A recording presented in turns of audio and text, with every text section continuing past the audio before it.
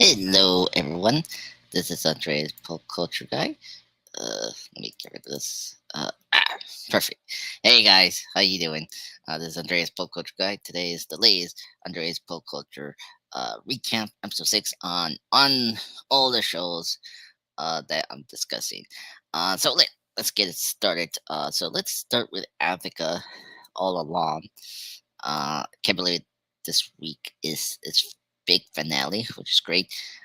So we're talking about is it yes, Death's Hand in Mine. This is the part the how do you call it, the penultimate episode before the series finale. The two uh, series finale, which is crazy. Um, so a lot to talk about this one. We're gonna say it's a good episode. I had some problems with it. I think it's kind of interesting that people really like this episode. I kind of surprised about that, but I guess I'm not because I think again I think you look back on this show, who was the MVP of this like series and or who had like this like I think out of the bunch of the cast I think um Lydia uh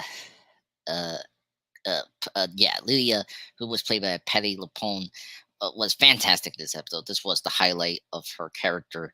It paid off a couple of things that we saw previously from the episodes and culminate in this episode, which I think is one of the most impressive things about this show. The fact that they pay off the setups in future things that Patty Lapone's character Lydia saw or like hint at in the the last 7 episodes we saw. Uh, oh, no, thank you. So I think that was the strongest aspect of this episode. Now, the weakest part, uh, I say, of this episode was not the projected design. I saw people complain about the design plot elements. Not really. I think I'll get into this, but my biggest criticism is this episode was such a tonal, not tonal shift. That's not the word. Like, it was a very like swift how you say, change of focus on it on the trial because the last 2 episodes has been so much about Billy, and then all of a sudden in this episode coming into episode 7, it became a Leo trial, and it's like I thought initially this was a Billy's which role was the trial for Billy, but so it wasn't, and so that was where it was kind of like it was jarring to get back to. I gotta say, despite I like this show, it's it's weird how they pick up their episodes each time. Some of it is really good. I think that episode 6 last week with Billy's full centric episode was a good pickup from episode 5 when we got the reveal that he was Billy Captain, right?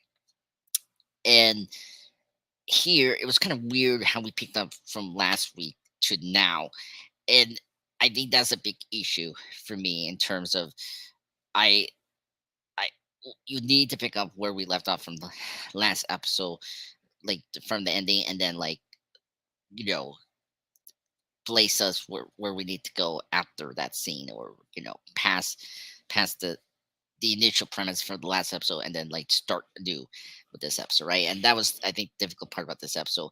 Plus, there was like a lot going on with this episode. Like, I mean, they were trying to do a lot.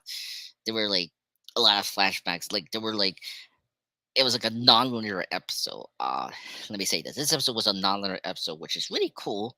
They attempt that, but I'm trying to think. I never really saw that in like a TV show, like doing another thing. Like Seinfeld did it. Like they did like a backwards episode called The Betrayal, which was based on like a movie where they went backwards in the chronological order of the initial episode they had, or movie they were borrowing. And so for this one, using a nonlinear thing that's similar to Memento, or like a couple of Quentin Tarantino films or Christopher Nolan films, like Pulp Fiction or the following or prestige. Like, and not only they were focusing on what was going on with Billy and uh Harkness in the like trial they were in, and then you see how okay, Paul and Lilia was like back and forth, getting out of her like uh, cognate powers and figuring out what was all these like flashbacks and or like her prediction of the future was all about, and it was all industry. But I think there was, I think the editing was a little choppy in those like flashbacks, and it wasn't clear, or like it was just so rapid. And this episode was very short from last week, where last week was longer. And I, and this was been a big issue for me in the show. It's like the episode hour is just off the chart here. Like some episodes are decently long, and then what episode? Yeah, like episode 4 and 5 was short and to the point, and it was like, okay, you know. And then last week, episode 6 was like the longest of their season, and then you come back here, and it's like back again to like a shorter runtime, and it's just like we'll get into this like the Penguin, like another show that me and the AMC Billy Edge are talking about.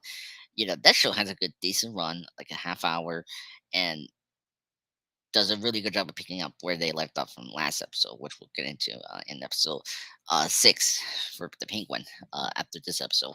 So yeah, that was the big thing for me.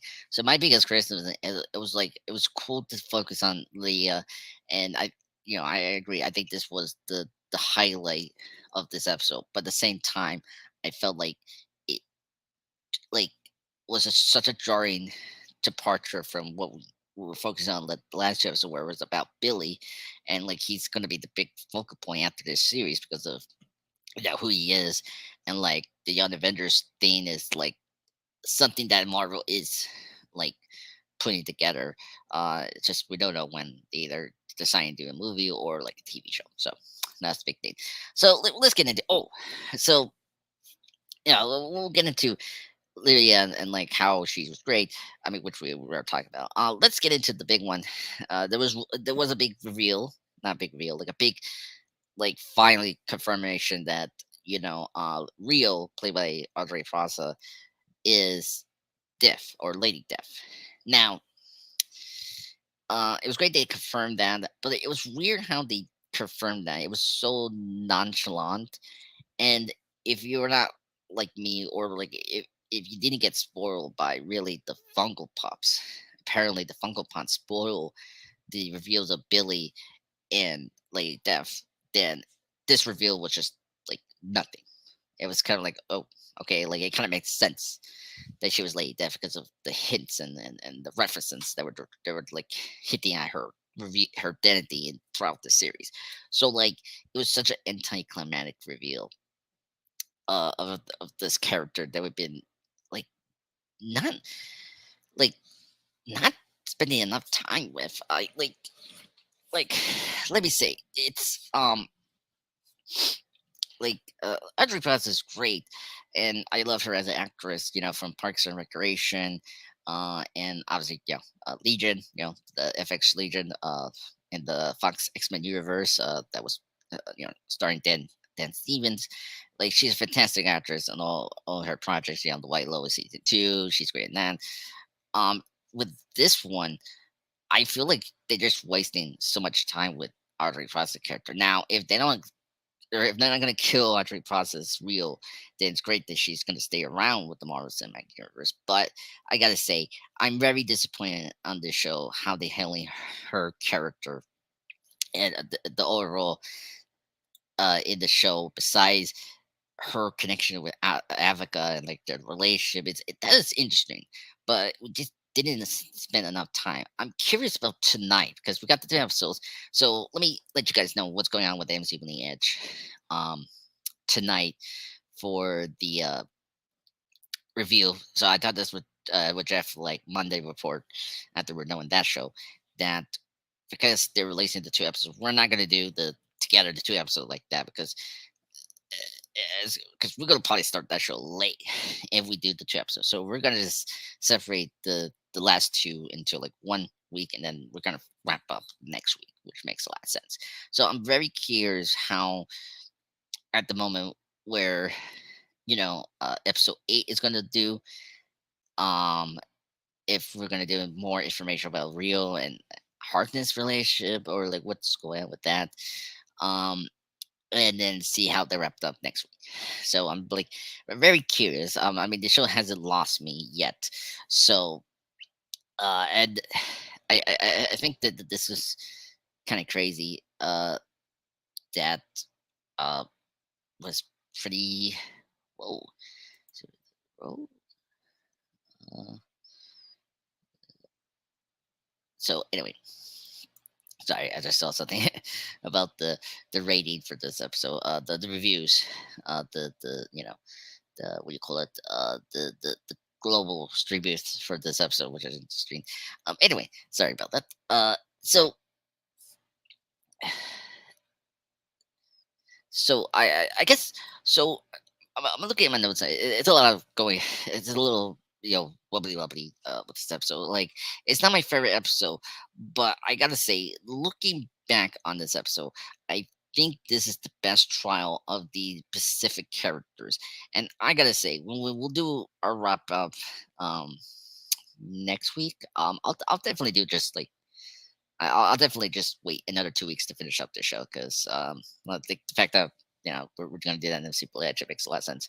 So I I think I was excited for the show how they were going to do the Witch's Road, and it was going to be this sort of like the WandaVision where like we were focused on the sitcoms for each episode, like going for the different decades of sitcoms, right? We were going to do this in-depth character trials on each of these characters, and you sort of get that, but I gotta say it's been very disappointing. Like I guess initially from episode 3, um it was title called, let me pull it up here. Yeah, like through the many miles of tricks and trials, I guess that was like Jennifer's trial. And then obviously in episode 4, it was if you cannot reach you, let my son teach you. That was like Alice second episode. And then obviously episode 5, Darkest Hour, Wake Day Power was very much Billy's like trial that we didn't like. Initially it was like I thought that was Agatha. All of us thought it was Agatha, but then it turned out to be Billy, right? And I gotta say, I've been very disappointed with how they done these trials with these characters. Like, it's like nonchalant. Like, first, I didn't know like episode was Jennifer, and just realizing that like after this episode from last week, um, was very surprising because I thought we didn't like. I guess for that was we got confirmation of like how she got her powers away, that someone from Boston tricked her, and like that's how she got got her her abilities get suspended, right? And then I guess that's really it for Jennifer. Well, for now, I guess um the fact that we killed out a couple of our covenant, I guess Jennifer's going to survive at this point, which makes sense. We don't know, like so far. I've been looking at the theories and all that. Like apparently they like these characters will come back either it's Seven Salem thing. By the way, we need to talk about the Salem Seven because it was like okay, we'll get to that. Like okay, so they're like doing that maybe next week, bringing them back as like astral protection ghosts, like spirits, maybe. I don't know. That's it's a little up in the air, like because I like these characters, but it's like I don't I'm not like used to see them as spirits. Like I like if you're gonna bring them back, then don't kill them or something like that. I don't know. I'm very conflicted on this idea of bringing them back from the spirit world and like just be cameos. I don't know. Like we'll see how they gonna do it. These 2 episode finale. Um, and then Alice, like Alice is a great character. Well, Alice was very interesting as well as Jennifer, but her trilogy was so weak. Like that was like our least favorite of the bunch. I gotta say, just thinking about it now, I think this was um a good episode because I think the payoff with literally was already set up from the beginning. So it was a lot stronger when we got all this. It was satisfying, despite how they executed was like very, it how they executed was I think a little choppy, but it was successful. I think for a lot of people, and I think that's why people I think is calling this the best episode because the trial did something where the other two, particularly Jennifer and Alice, it was nonchalant. That like first I didn't understand what was going on with the episode three trial with Jennifer because we didn't know it was portions. Okay, I get that. I guess it was showing that she still got it without her powers. Like she still gets how to do portions of that. I guess it's cool, but I think you could have been more meaningful for her to face the person that took away her powers. I think that could leave the lasting impression with the episode. And then when Alice, I think my issue was is like all of a sudden she was like the reveal was in that episode she was cursed, and so her mom went to the witch's world to protect her. So that's why she didn't die or like suffer from the demon that we saw in that episode, episode four. But I think it could have been more emotional, as I say, for you bring in her mom instead of just bring her mom right away in episode three. I think you should have saved her mom to appear first in episode four, and I think that could have been a very satisfying thing. And she had the chance to maybe talk to her mom and get this set like like this very unthoughtful not thought like cardiac cardiac feeling or what was the word I say like closure. That's the word. That's the word I was thinking. A closure to the death of her mother and like why she did it and all that. Like I think that could have been more satisfying in that episode because in episode five, Billy's trial. Like I think that's what for that being a top tier. Like it had interesting like fact to bring back Anthika's mom there was really interesting.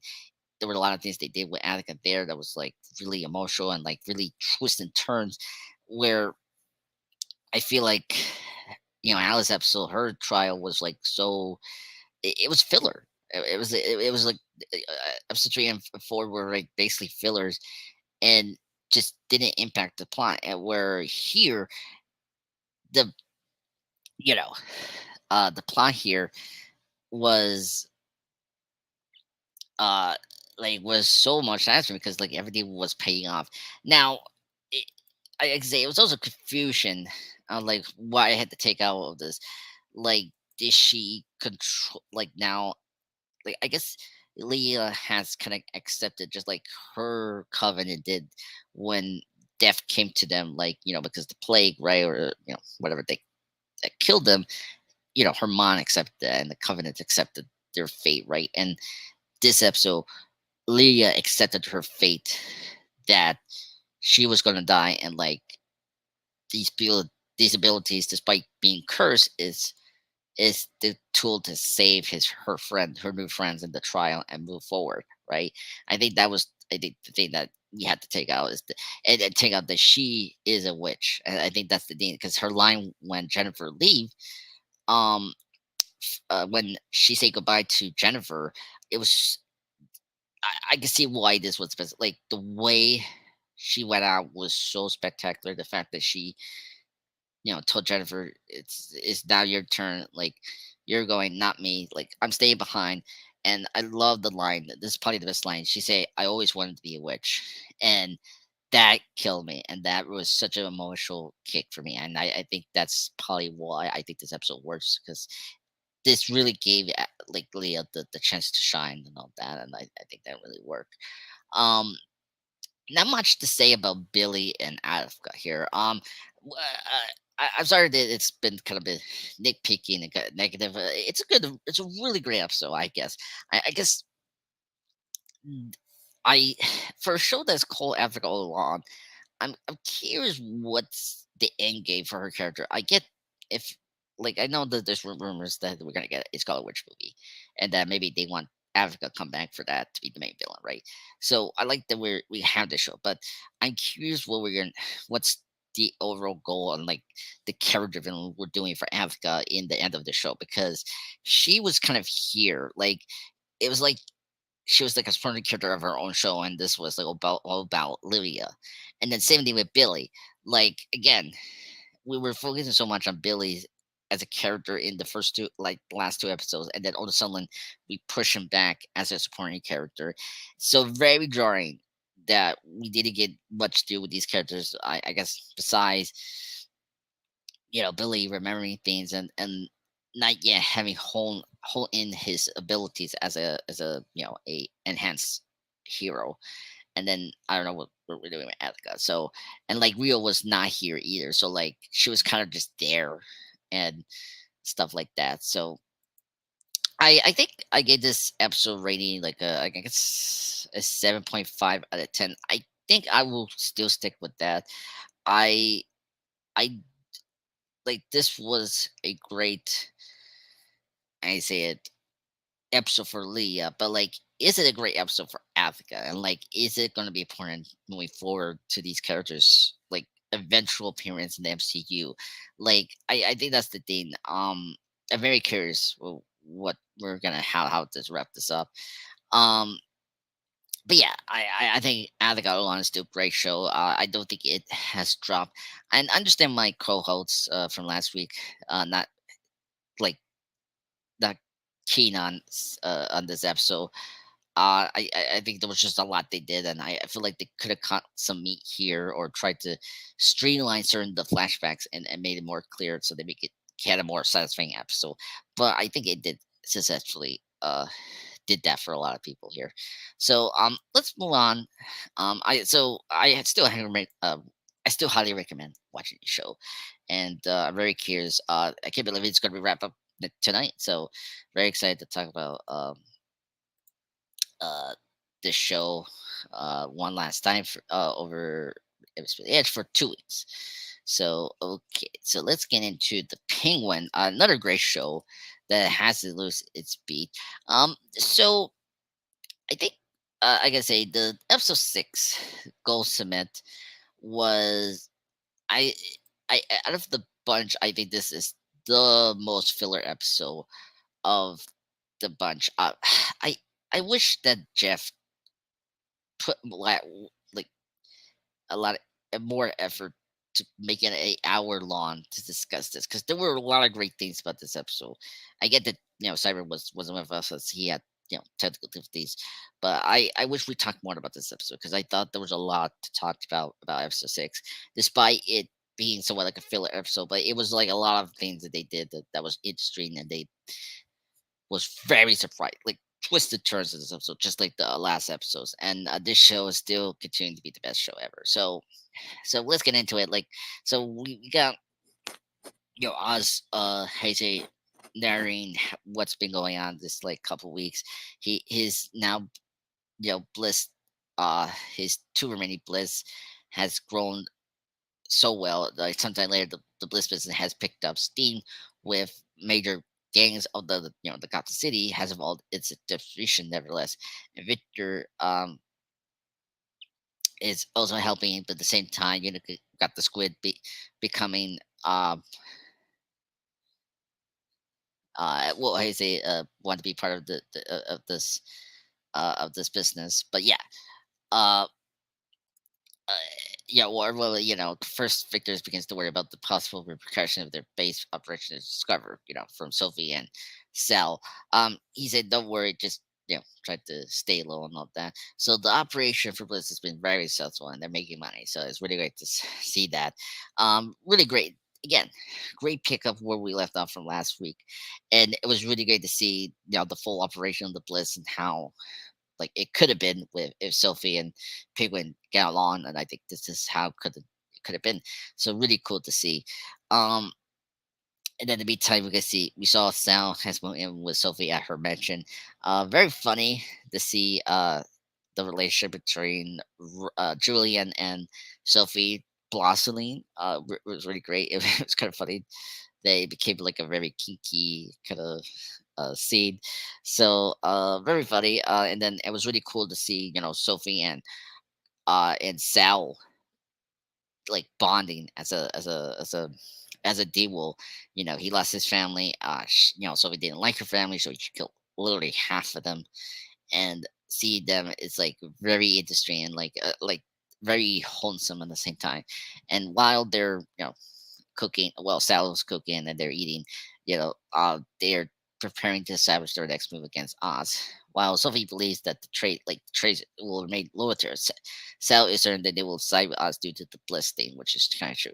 So to send a message, like Sophie henchmen murdered some of Oz's distributors and publicly hanged them, which hurts somewhat to try to like make a deal. So what Oz do here, he decided to leave it with the other gangs. He signed his crew to drop the Brits all around town for free, which will increase the demand and get every gang to join with Oz. And then after that, we got Sophie and Sal breaking into Oz's apartment, but not funny viable as he has no relatives. While checking his bedroom, Sophie finds a signed photo of Eve, which that's going to be very shocking to see here.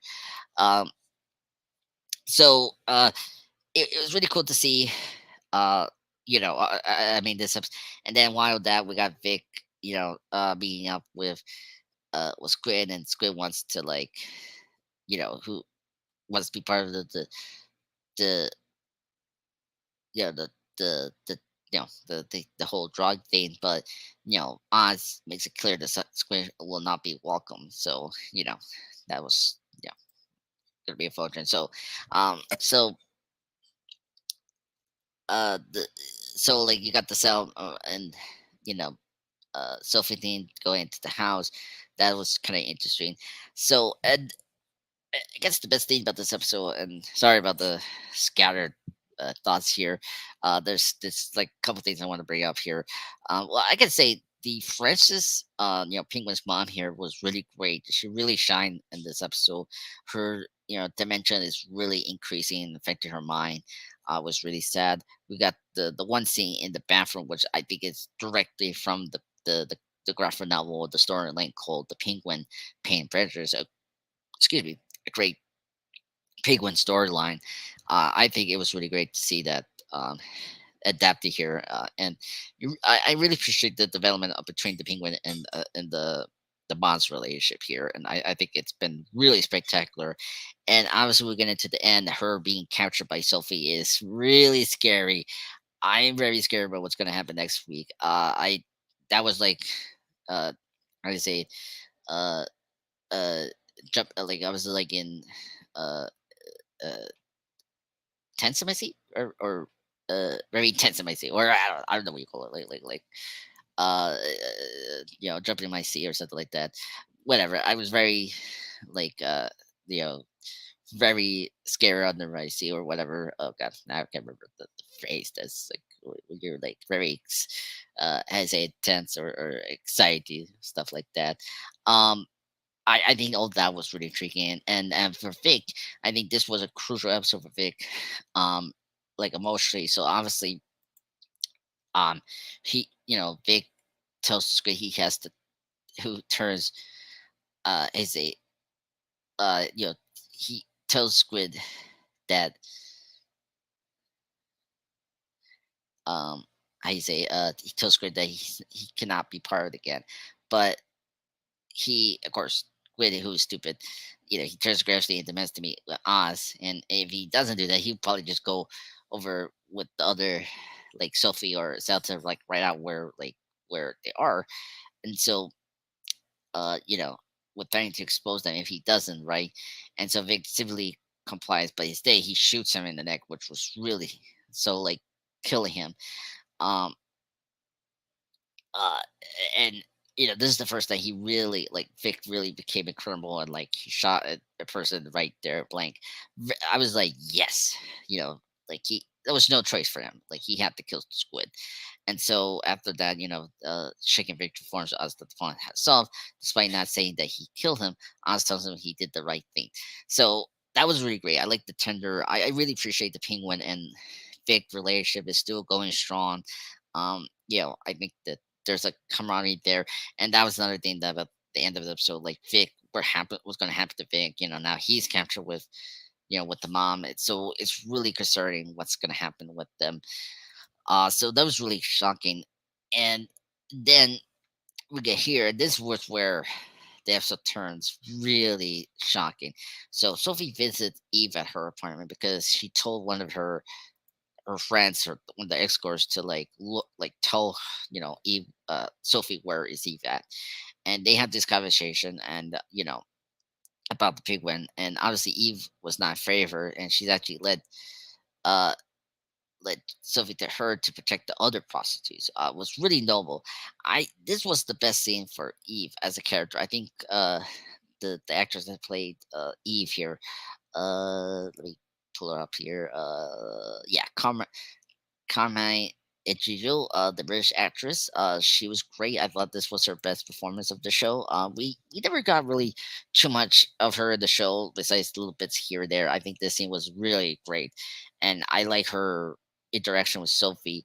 And I this was the highlight of this episode for me, like how Eve will not disclose anything about Oz, and that Oz himself will not rescue her regardless, right?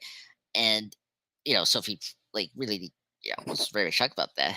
And then Sophie revealed something that was like something that that Eve didn't know, that Sophie realized that Oz was compliant with Carmine when the murders of the young woman that Sophie was blamed for as the hitman.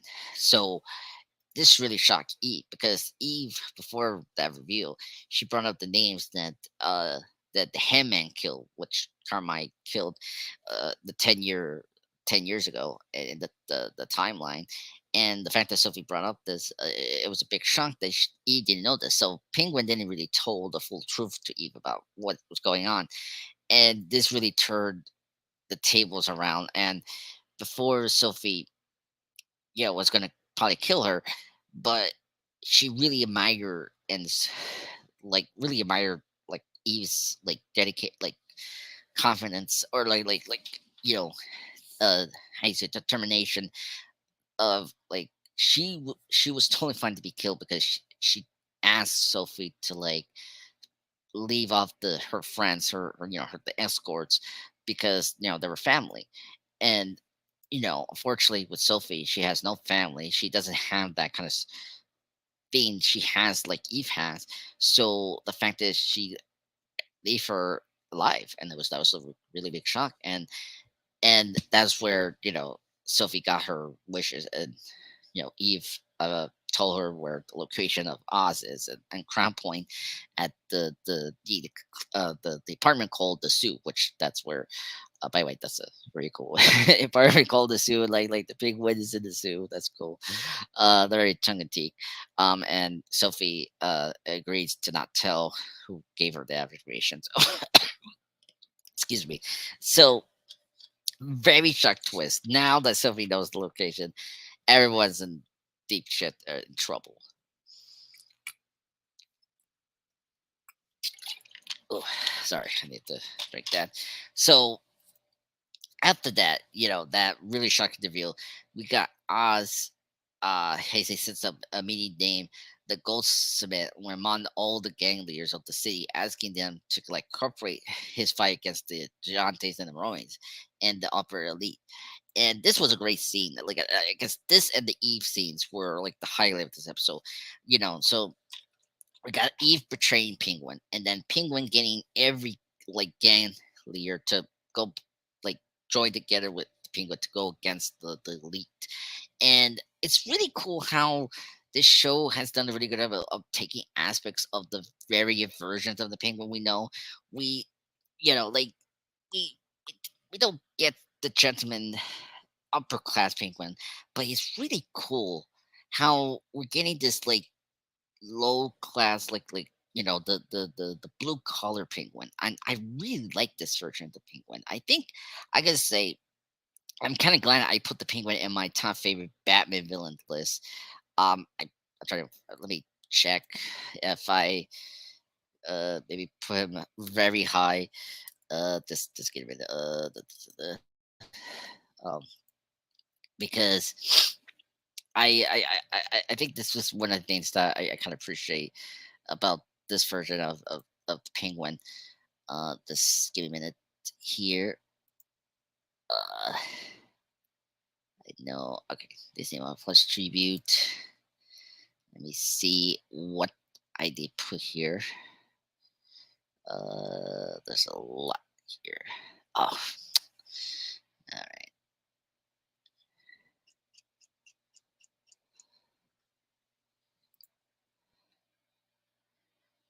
Let me get my top 10 list here. Hopefully, I got the top 10 list here. Let's see here. Um, Sorry about this long double thing. Uh, let me do this old-fashioned way. So, because I mean, as I stated before, I'm not a big fan of the Penguin as a comic book character. I like some of his versions. Like I love Burris Manches as the the performer for the '60s show. Dan DeVille's Penguin. I mean, I grew up watching Batman Returns. I don't mind the new, you know, uh, that like take on like the Penguin. Very Tim Burton take on the Penguin. I thought that was like okay. Here, let me get my top 10 favorite here. So let me see where I did rank the Penguin at. Uh oh yes, I think I know what happened here. So I'm looking at because I did like a see here. Rachel Gould, Shatner. Uh, Catwoman. Just give me a minute here. Yes, he's in. He was not in my temp list. I think he was at my number 11. Um, how you say it? Number 11 or 12. In my Batman villains list, and I think I prefer him over the Danny V version of Penguin because always wanted to see a a gangster gangster version of the Penguin, especially because the Arkham games kind of did this like Guy Ritchie version of the Penguin, and everyone was kind of claiming for that. And I didn't see much about Gotham, but like I know the biggest highlight and the person that was the breakout character was Penguin. Taylor's version was highly acclaimed. I need to see the Gotham, but I don't know. I really want a Batman show about Batman. Um, but I've been so far so satisfied with this version of the Penguin. Like I never expected this new iteration of the Penguin being this blue collar version who's you know like the opposite of the judgment crime, and I think I prefer the blue collar version of Penguin, and I think it just makes a lot of sense, and it's interesting to compare him to Batman, who is he is elite. So and like I like how this shows paralleling him to Batman. Like it's weird that Batman doesn't have yet the other stuff like the sidekick and the. I mean, he has the layer. We got that, but like you look at Penguin, he has the layer. He has the psychic, like similar to Batman, and it's really cool what they're doing with this character, paralleling him to Batman without having Batman in the show. It's really like demonstrate the quality and like the strength of the writing of the show is really strong. Matt Reeves is really showing he really does care about the Batman universe and like he's putting really quality. And I'm like very excited. The rumors, if these rumors are true, like Sophie becoming a major part about the Batman Part Two, I'm in. I I saw like this with the Penguin coming out. Like a lot of people, uh, I'm with the voice, definitely with the voice complaint of I'm getting tired of the Batman being grounded and realistic, but I think Matt Reeves is really doing a good job of counting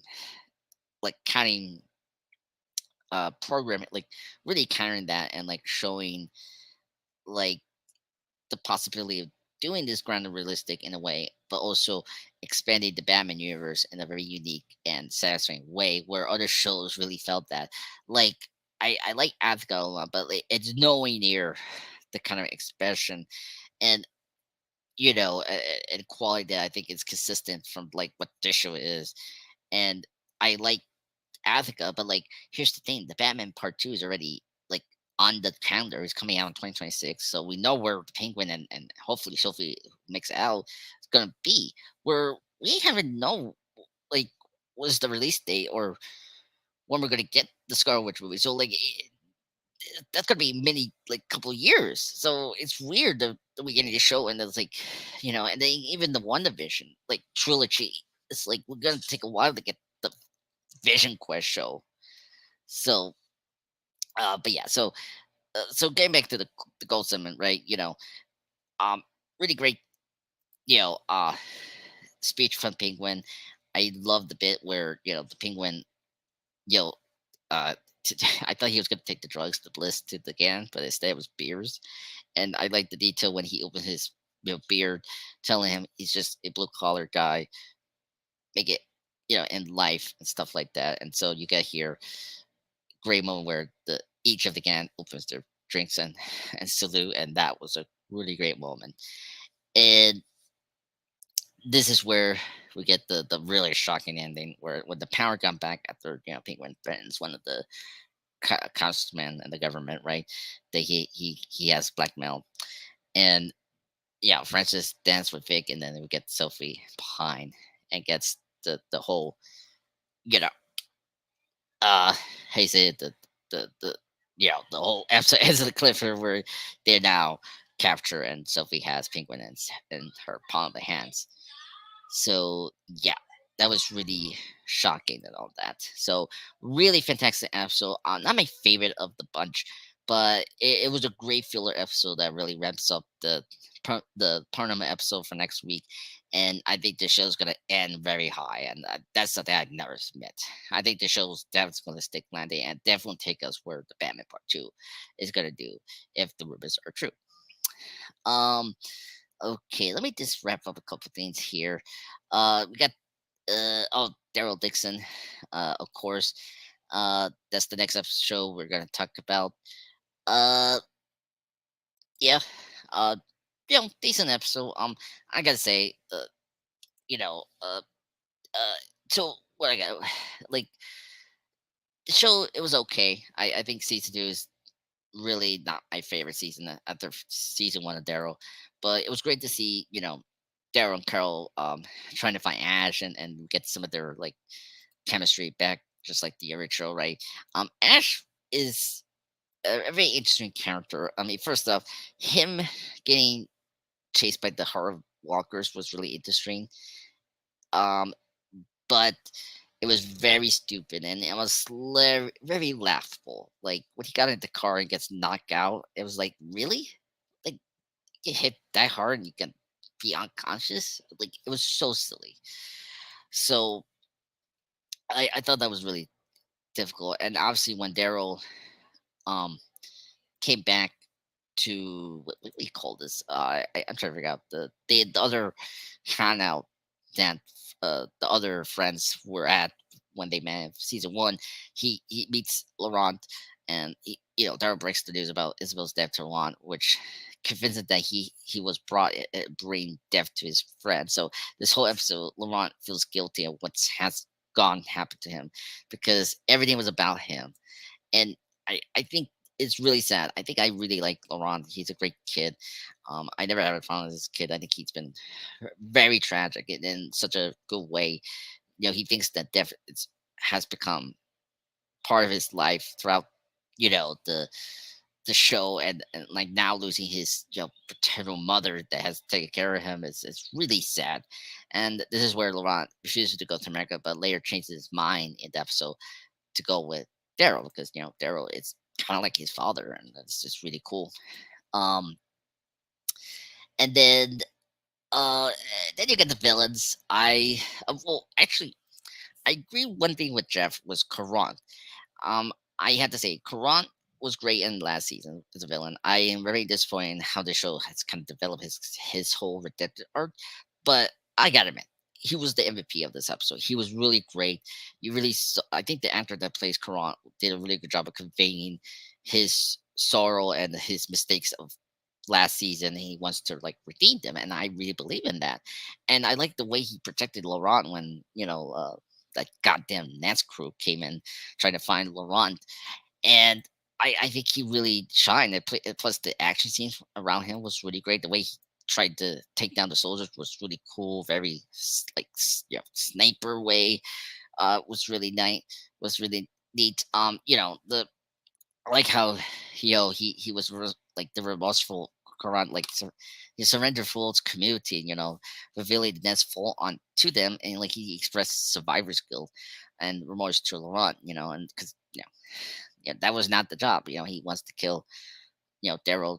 What happened to his brother? By the way, in fact, he forgets Daryl for his brother's death like that quickly. It seems really out of place, but it seems natural, and I think that was the best thing. So, Kron, yeah, Corin, great character. I think his stuff here was really great, and yeah, and then I like that Fawn's committee rejected like the Nets crew and Solon's like offer, and because Fuller's people are anonymously rejected them, which is really great. And Nicole applauds as Fuller explains that if one is needed as proof, Lon lacks the real faith, and I think that was a good way to show that these people are crazy, and that they are having a faith with this boy about his possibility to be immune with the bite, which is so stupid.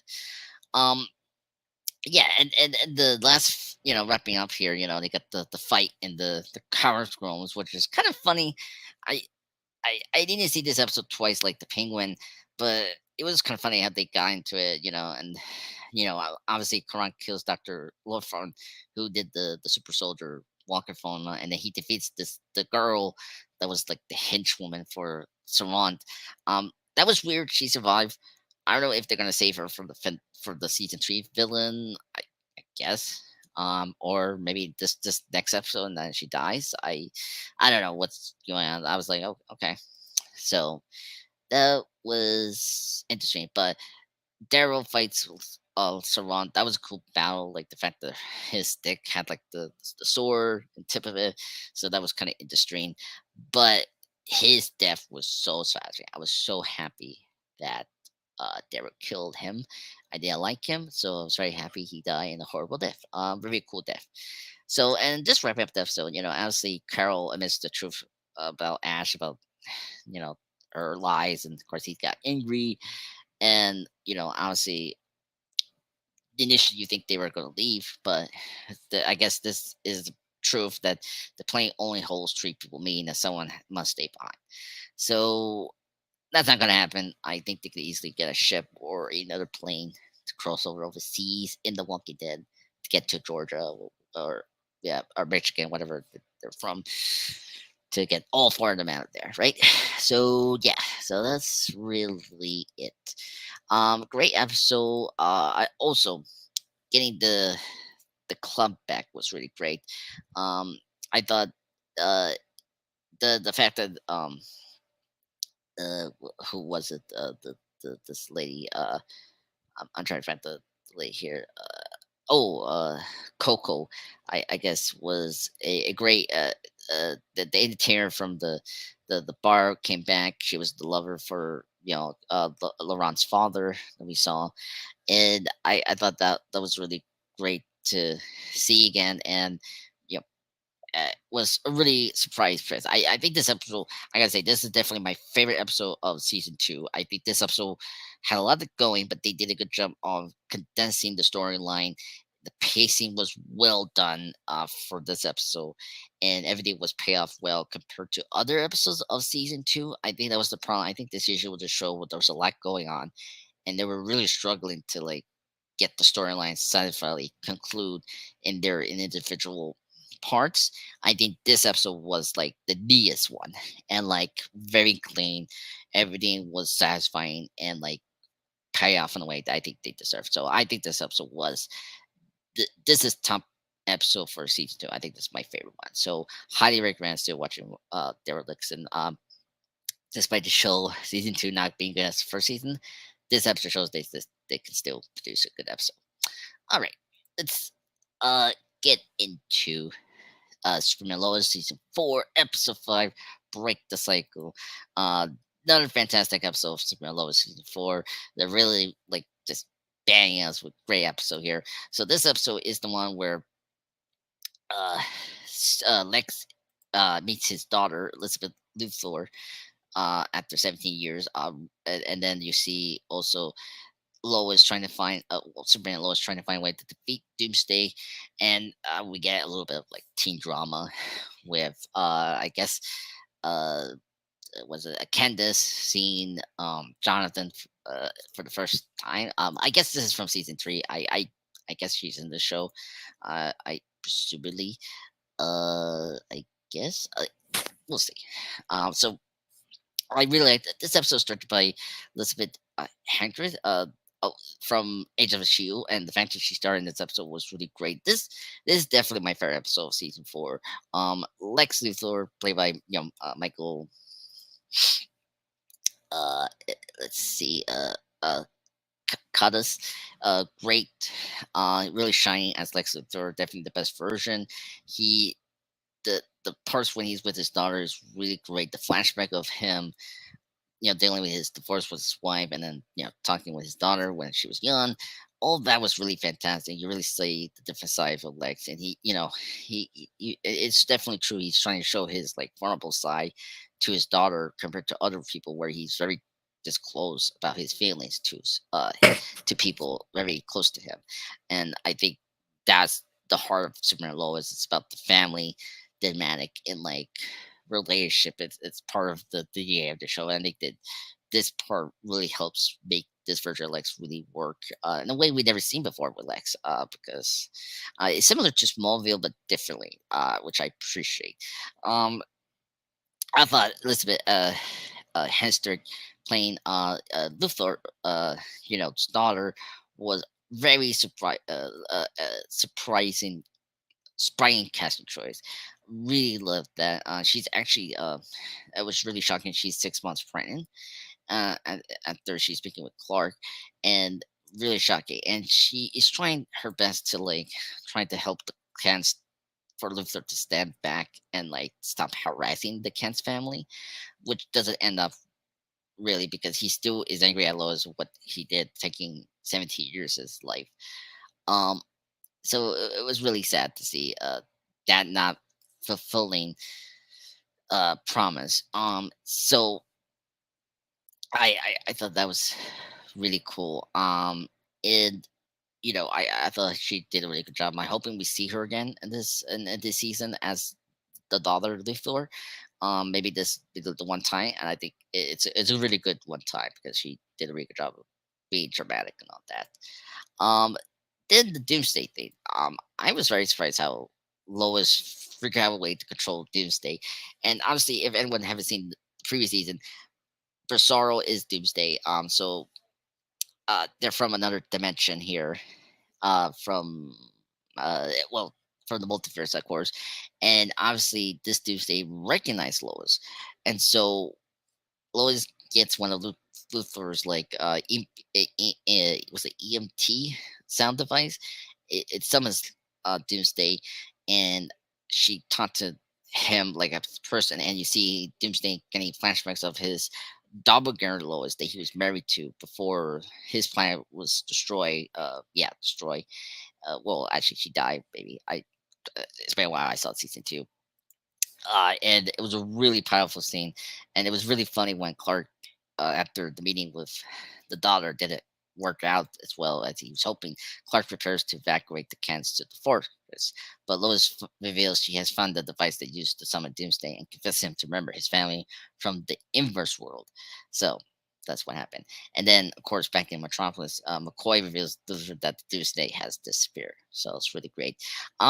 Really, like a very small personal episode to really develop Lex as a character, because we know like this full season we know that Lex is after the Kents because of a lie, well, a a crime he didn't commit, but like he's really angry at them for taking away his 17 years. I think that's a great motivation for Lex.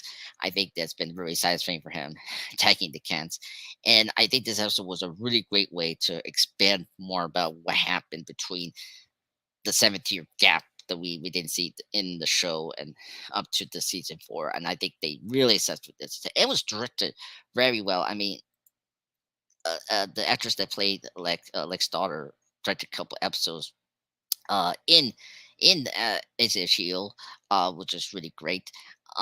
yes, she directed one of them in the Sam Stevens scene, and then she also directed a couple episodes in Superman Lois. Three of the episodes, they're also great, and I thought this episode was well directed, well paced, for a show. I think this was the better one over the last two episodes where they just jam packed with so many things. Especially with I think episode three. Yeah, I'm trying to figure. No, episode two is where Sam gets killed. I think. Oh no, episode three is where gets killed. So, lot shocking here. So, very fantastic episode of Super Lois episode. Season four, episode five, break the cycle. I thought it was well done. I thought the flashbacks was really great. I'm curious, like, I don't want to have a hard on Brainiac. Like, I'm kind of curious where we're gonna get Brainiac, or I I don't want to disappoint people or disappoint myself, but I I don't know. Like or yeah, I guess they're just gonna do. I guess that's the comic book nod to Brainiac that he's working with Lex, and that's it. We're not gonna see Brainiac at all in this season, and and where we're gonna see all like this. He said the showrunner Todd Humbrick, like when we're gonna see other Superman characters besides Olsen. We see a little bit like this episode. We saw I guess Olsen has a sister, Jane Olsen. Uh, I mean, people understand that there's a different continuity. They separated themselves completely from the Arrowverse, so we're not gonna get Kelly Olsen really in the show. So there's their version of a sister for Jamie Olsen. I'm curious where we're gonna get Jamie Olsen because he's been cast as well. Um, I don't know.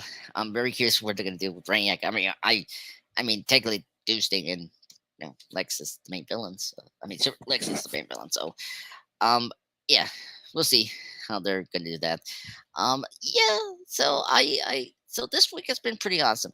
So I want to announce a couple things. I think I'm gonna restructure my show here. I I mean, the show has done very well. I'm very surprised doing my recaps. It's been satisfying, I guess, for the least. Uh, yeah, but I I kind of wish the numbers go up, but it's just me talking to you guys. So I thought that maybe it could work. But so next week I'm gonna do is movie reviews for the show. So next week I guess, or the following week I'll probably do Goldfinger for. But at the same time, I'm still going to review the all these shows I'm reviewing. So we'll see how this goes. But other than that, I want to say thank you everyone for joining me today for the Andreas Pop Culture Recap. I'll be back next week to review the other shows I've been talking about. So thank you very much for joining me today. Bye and ciao.